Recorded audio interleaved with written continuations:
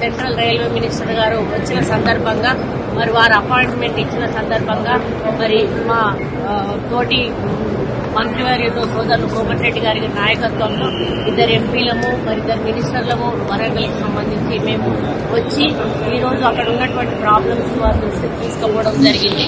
వారు వెంటనే అన్నింటినీ కూడా పాజిటివ్ గా తీసుకోవడం జరిగింది.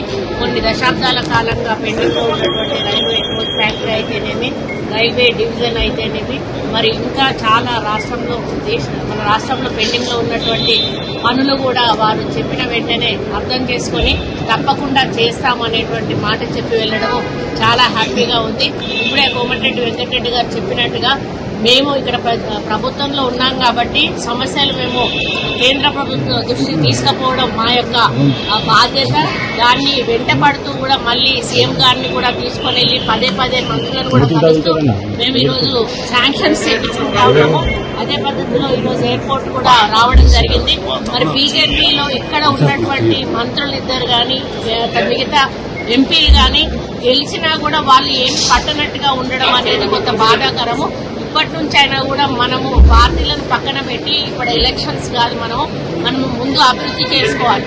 కేంద్ర మంత్రులుగా మీరు ఇక్కడ ఉన్నప్పుడు తప్పనిసరిగా మీరు కూడా ఇన్వాల్వ్ అయ్యి ప్రతి దానికి కూడా మీకు సపోర్ట్ చేయాల్సిన అవసరం ఉంది. మేము శాంక్షన్ తెచ్చిన తర్వాత మేము తెచ్చినాము అని మీరు చెప్పే పద్ధతి ఏదైతే ఉందో అది కరెక్ట్ కాదు. మీరు రండి, మా అందరం కలిసి ఒక డెలిగేషన్ గా వెళ్తాము.